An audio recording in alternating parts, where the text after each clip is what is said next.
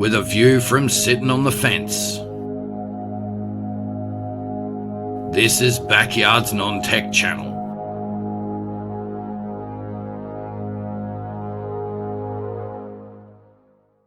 Hey, what's happening? We are sitting on the fence here at Backyard's Non-Tech channel. I did say in the daily promo uploaded over on my main channel I would have a video here, and I do.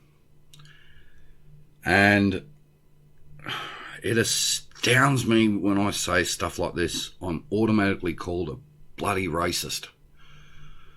Okay. Now, this could get me into hot water, and frankly I don't give a fuck. Australia's relationship with China is toxic. From my point of view, that's a good thing.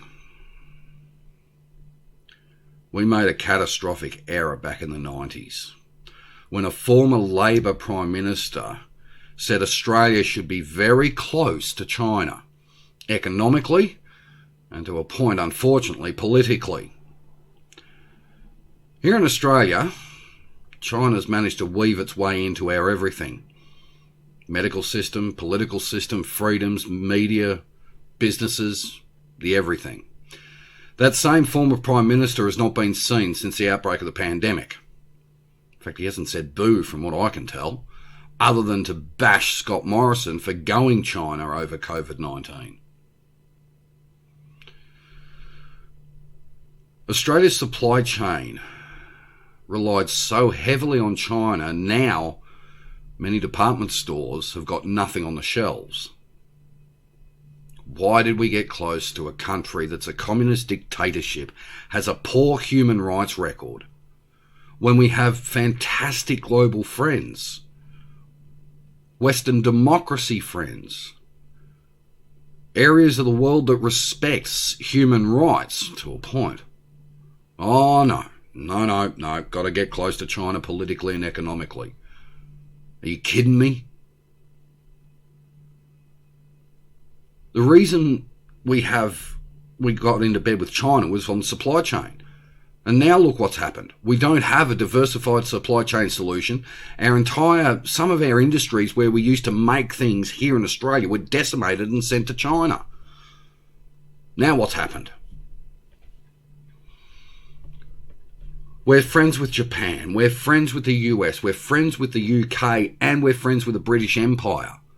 Why did we not talk to them?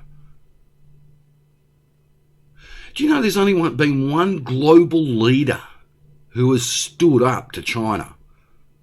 Europe hasn't. Boris Johnson's been forced to.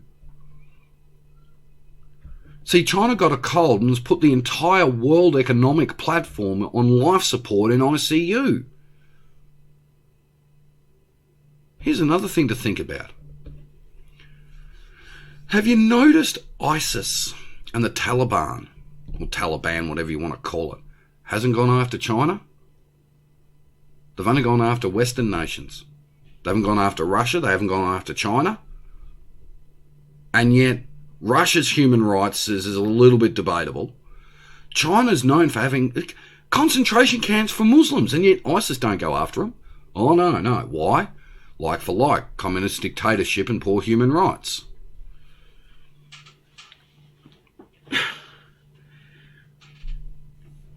We've been friends with the US for decades. Why did we not rely on them as a trade solution for supply chain? We've got medical stuff out of China. It's disastrous. Some Chinese crap products we get here in Australia fall apart after 6 months. China's in our political system. China's in our economic system. China's trying to force its way of life and force its ideals onto Australians. China wants to be part of the goddamn world but doesn't respect any freedom-loving nation. It wants to be the be-all and end-all. There's only one problem with that. I don't think the world wants to be run by communism.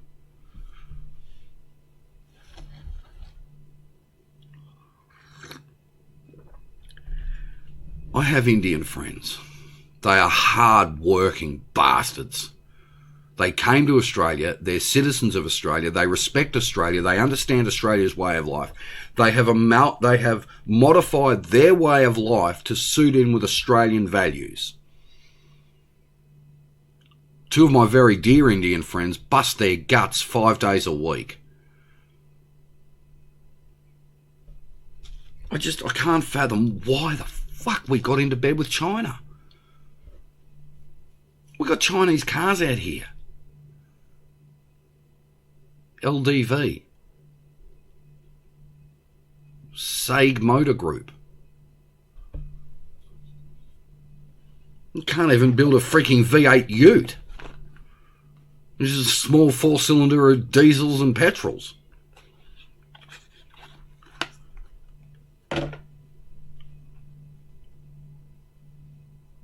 I've been a long-time supporter of American technology. My personal opinion is I think the Yanks have made a better fist of technology than in some cases China has.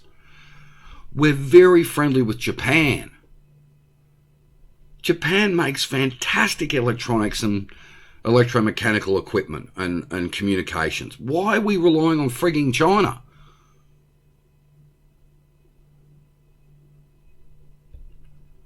Our Pacific partners, our cousins across the Dutch, our Kiwi friends. It's a 4-hour flight. You could practically get something from New Zealand and have it delivered the next goddamn day. Why aren't we doing something with New Zealand regarding supply chain and trade in both directions? No. Paul Keating wanted us to be closer to China. Well, now we've paid the price.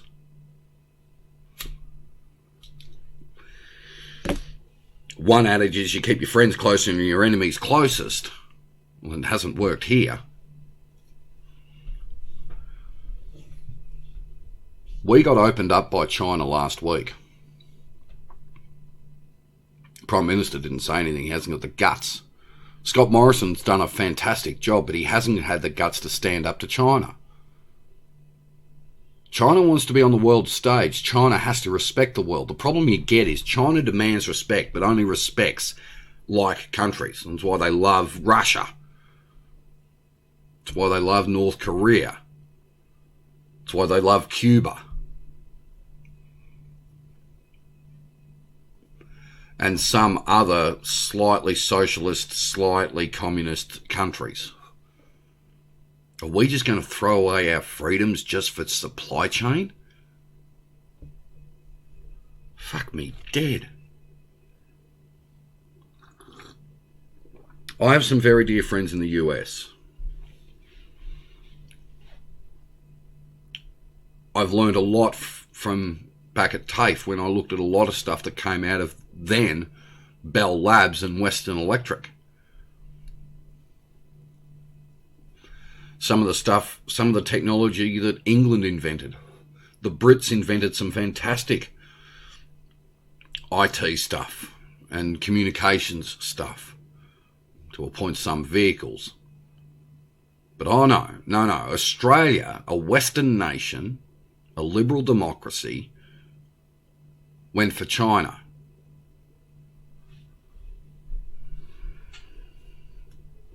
Do you know out here you can buy a cheap Chinese fucking microwave for about $30 Australian and it's dead in 12 months? Cheap Chinese throwaway shit. Now the microwave I bought, made in Taiwan. The Taiwanese, TSMC is one of the biggest global chip manufacturers around. They could be classed up there with the likes of Global Foundries and that. TSMC are brilliant. The Taiwanese are very good at making stuff. So are the South Koreans. Nope. Australia jumped into bed with China.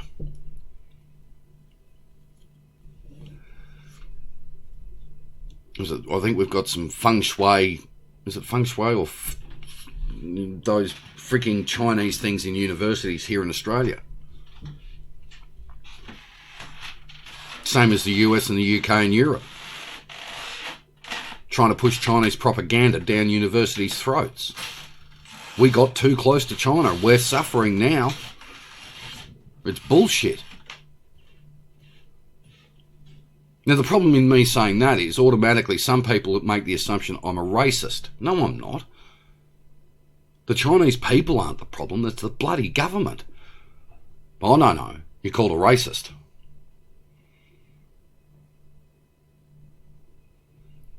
We've made a catastrophic error. We've got to sleep in it now. Now, ScoMo's having a chat to Boris Johnson. We've had a chat with Donald Trump about certain things. That shores up some supply chains. We're now having a chat with Modi over there in India to try and shore up some supply chains. Christ, we rely on fucking medicine and biomedical stuff out of China. Half the stuff comes in here, the TGA's got to reject it. Good God. My car, Japanese. The reliability of Toyota just proves how good Japanese stuff is. My love of Pioneer audio-visual equipment. Same difference. Denon, same difference. The Americans with Bose. The Japanese with Nagamichi. What's China produce? See, the problem you've got is China's 100-year goal to become the leading global superpower. And if Western nations allow them, that's the end of freedom in the world. I do have one solution. Might ease a few tensions around the world. For example, and I mentioned this in the Simple Fix series over on the podcast, it would relieve some of the tension, although let's face it, a little Australian like me is not going to have a massive effect on the world. But one thing the world could do is to forget about Russia.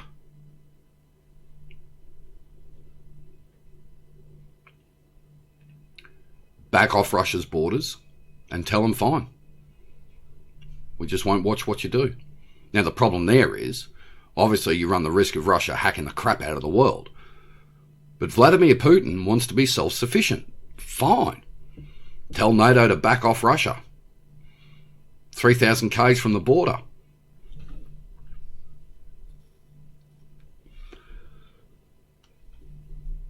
Do you know what should happen?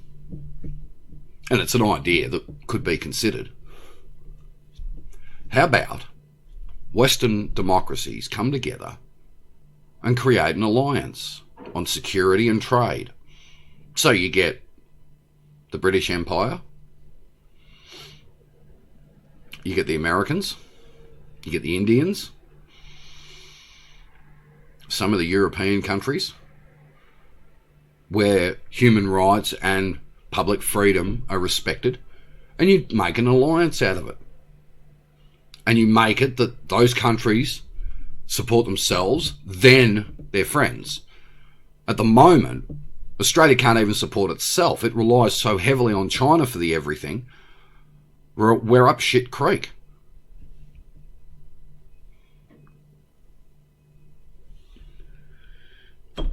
Something I mulled over many years ago, and this is way back in the early 2000s.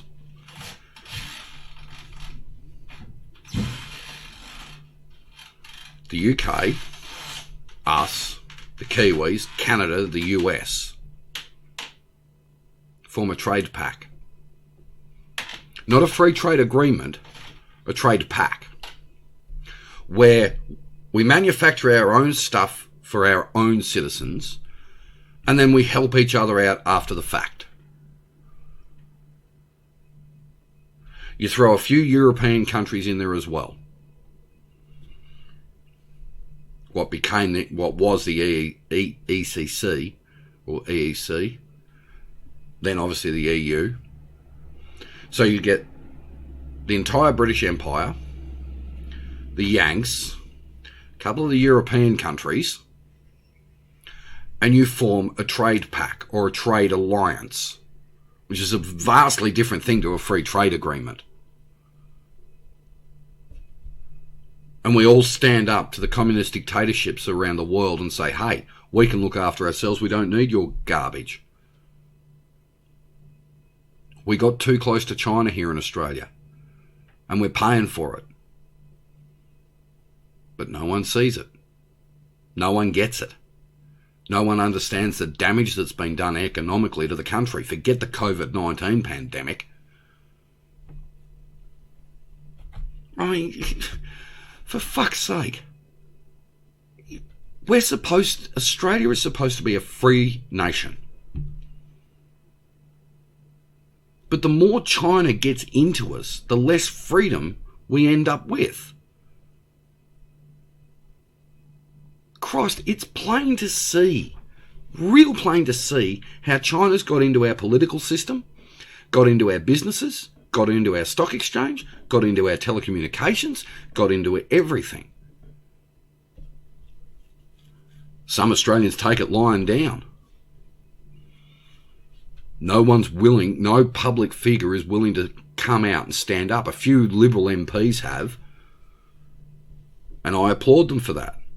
They're not racist, they're just standing up for Australia. Isn't it funny sometimes, though, when you start to stand up for your own values, the anti-racism people jump on your back? You ever noticed that? It's not the people that are the problem in China. It's the dictatorship. But some people find it very hard to distinguish between the two, because as soon as you go after the government, you're called a racist. Jesus Christ, how the hell do they make that connection?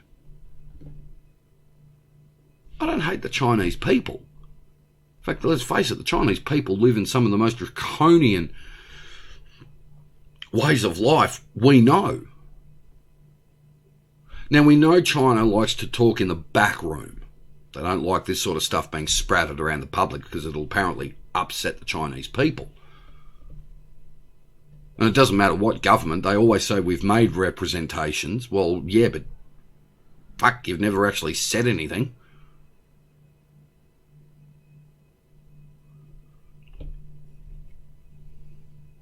Personally speaking, and the anti-Americans would be all over this comment, you watch. But personally speaking, Australia should get closer to the US than to China as a supply chain. Fuck, we've been friends with them for what, 4, 5, 6 decades or something. Now, whether some US people, I'm not saying everyone, but a lot of the US would consider Australia the same way we consider the US. Good, close mates. G'day, fella, how you doing? What's happening, boyo? Want a beer? You know, that sort of thing. Now, ScoMo's had a bit of a chin wag with Trump. Shored up some fuel supplies for us. That's good. He's now having a conversation with woof. My UK friends will know exactly who I'm talking about, to shore up a trade agreement. That's a good thing. Why did we not do that in the first fucking place? Christ, we had Margaret Thatcher in the UK for so many years. We're part of the British fucking Empire. Why did we not talk to the British then? Because Labour didn't like the British Empire. And considering you had Margaret Thatcher in, the woman with the iron fist, who pretty much collapsed the UK, let's face it, economically, when they went through absolute hell through the late 80s and early 90s, we should have been closer to our British friends. We should have been closer to our British Empire friends. We need to be closer to our friends in the US. I've got good friends in the United States, very dear friends, from both sides of the coast. At least they understand freedom. At least they understand democracy. Why China?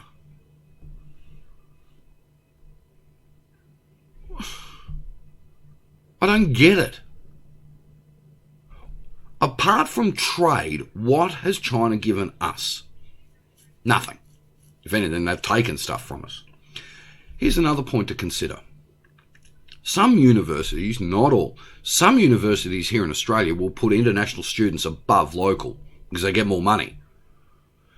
Even if you have the best score to get into a university, an international, specifically a Chinese, will be put ahead of you. Well ahead of you. Now here's the kicker. They come out to Australia, they get their doctorate or bachelor of whatever and piss off home. What do they give back to us? Nothing. They take from us and go home. They take our knowledge, our expertise, go home. What do we get? Apart from money, what do we get? Not a lot. Now, not every university does that, but there are a number. As I've mentioned many times in the past, the episode, I think it's the Bishop's Gambit from Yes Prime Minister, where Humphrey's at Bailey College, Oxford, talking to the dean and the whatever in the bursar, where he says anything but home students, we only get 400 a head for home students. Well, it's the same applies here. We got too close to China, economically and politically, and we're paying the price. Now, from what I gather, the hack that China, well, it's pretty much, I believe it to be China. The hack they did on the world, both of the US, Europe, and us, was to try and find information on a treatment for COVID-19, trying to see who's got the vaccine at the moment, so they can nick it. Monash University looks like they've found a vaccine. News broke here a couple of days ago. Wasn't widely put into the media, but that's what it was. Could be ready by the end of the year. And if we prove to beat this and we don't patent the vaccine, we won't be the medical powerhouse or medical superpower Australia wants to be. Do you know, we have some of the world's leading medical research facilities just here in Melbourne. The Royal Children's Hospital, Monash University, Melbourne University, Deakin University, leading some massive biomedical research around the world.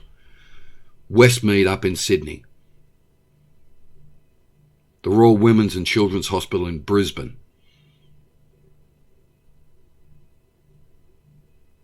Some of the world's biggest medical research companies and facilities are just here in Australia.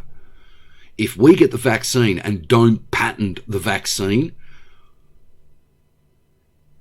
we won't be what we want to be.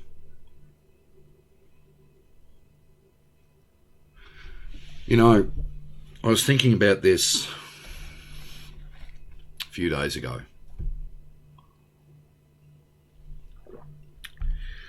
If we get the vaccine and Australia wins the battle for treatment over COVID-19, do you know what I reckon we should do? Okay, you really want to know what I reckon we should do? We patent it. We give it to countries who respect Australia. First off, our friends across the Dutch, New Zealand. Followed by our Pacific partners, the Solomon Islands, Fiji, etc., East Timor, maybe even Indonesia, which, funnily enough, is an Islamic democracy to a point. We give it to the UK. Those countries who respect Australia's freedoms, respect Australia as a democratic society, we give it to them. We make other countries pay for it.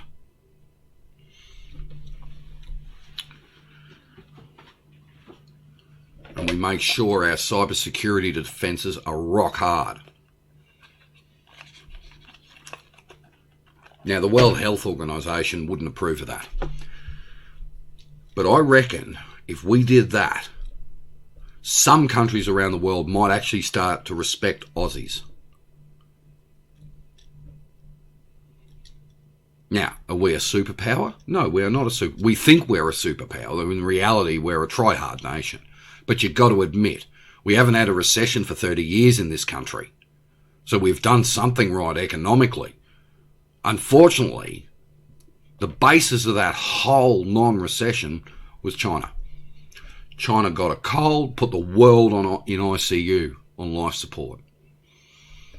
And they still won't accept responsibility. Now Beijing's got another outbreak. And yet the universities of Australia want to bring Chinese people from Shanghai, Beijing, etc. back into the country. And I can guarantee you, that happens, we'll get a second wave, because the universities are not going to crack down on it that hard. Melbourne Uni said they'll put them into 14 days quarantine and make it all tight-knit. Christ, we've got the ADF here in Victoria finally. How are we going to manage thousands of freaking Chinese students coming back to Australia when we can't even stop a bloody second wave here in Victoria? And it is a second wave.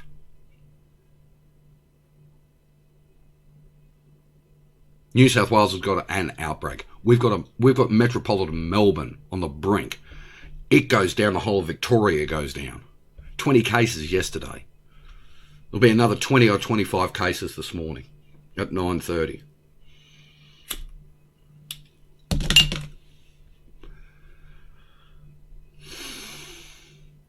Here's the way I see things should happen. Now, no one's going to listen to old mate because I have no clout.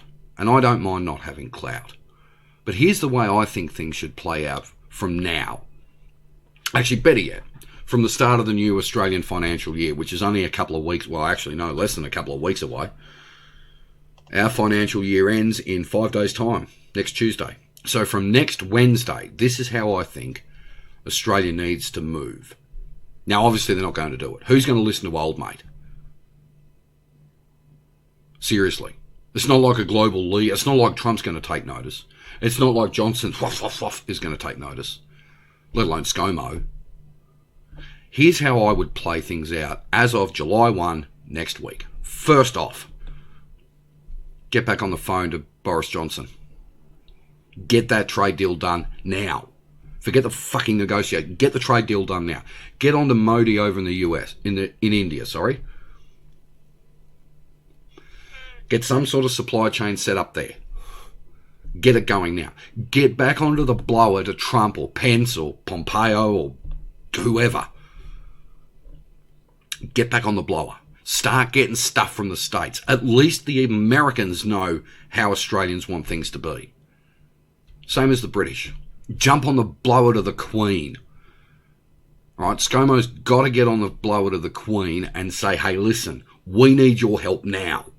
We need you as a backstop. Get onto the Yanks. Get the Defence Force back out here to shore up. Tell China to piss off from the port of Darwin. Cancel their lease. Now, some people may think I sound like Clive Palmer. No, I don't. I'm basically saying Australia needs to look after us now with a backstop from our friends. China's not a friend of Australia. Friends don't do to friends what China did to Australia.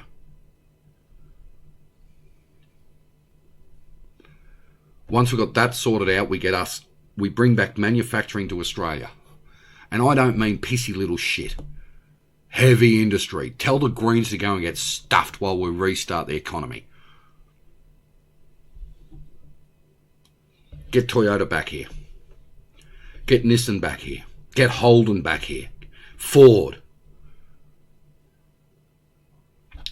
Get some big tech companies into Australia. Dell. Apple if you have to. Get Intel here. Christ, get TSMC in here if you have to. Get them building stuff. Right?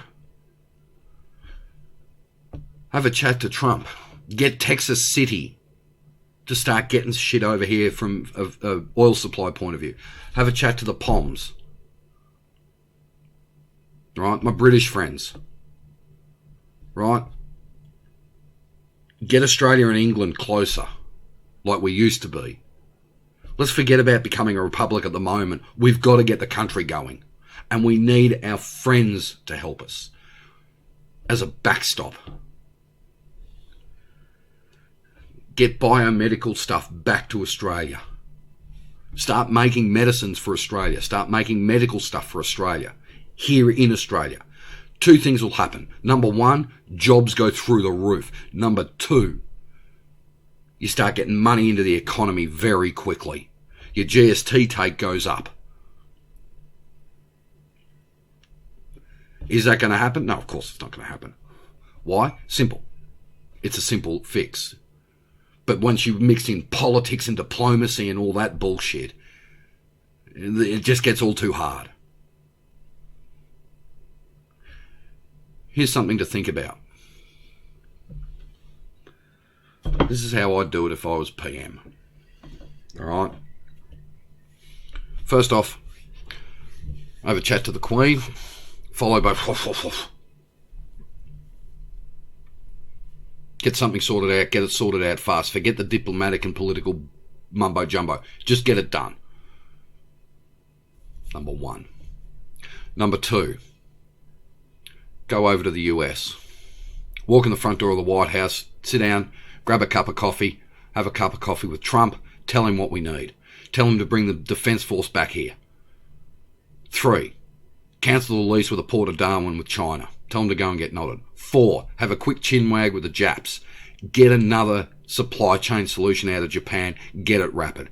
5, ask TSMC to set up a factory and manufacturing plant here in Australia, or plants. 6, tell the Greens that until the economy's going again to back off. We need heavy industry in this country. We need it now. 5, set up something with the New Zealanders. Their economy's been decimated. We've got to back them up. Get the Anzac spirit happening again. Get our Pacific partners. Start getting them stomping. And until China respects the world, China should get no respect. You see, China demands it be respected, but it doesn't respect other nations. As for us Victorians, we need to cancel the BRI. From a security point of view, primarily. And a less socialist attitude here in the state too. That's how I do things.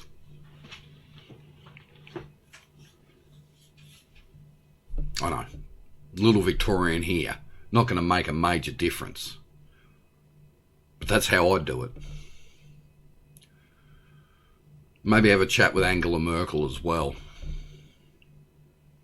Or the Swiss. Christ, even the Norwegians if we have to. Good friend of mine over there. I mean, seriously. Why fucking rely on China? When you know, see, I've said this before. It used to be when the US gets a sniffle, we get a cold. China got a cold, we've got pneumonia in ICU. It's the only way it's going to work. Footnote. I'm not racist. The Chinese people aren't the problem. It's the government. And until people decipher and distinguish between the two, you're always going to have the anti-racists on your back. I mean, it's exactly the same as freaking Islam. Islam's not a fucking race. Islam's not a fucking type of person. Arab is the race. Islam, or Muslim, whatever you want to call it, is the political and religious ideology. Christians are not a race. It's like Catholics aren't a race. Until you decipher between that, until you distinguish between that and between religious and political ideologies and, you know, the type of, the race, whether you're black, white, whether you're yellow skinned, whether you're Arab, whether you're Indian, that type of stuff. The anti-racists have got their wires crossed. There's anti-Semitic and there's anti-racists. But it seems as though the lines are blurred between the two of them. Absolutely inane. As I said, this little Victorian can't change the world, but that's the only solution I can come up with. Sitting on the fence here at Backyard's Non-Tech channel. Head back to my main channel. We've got more videos coming up. Have a good one.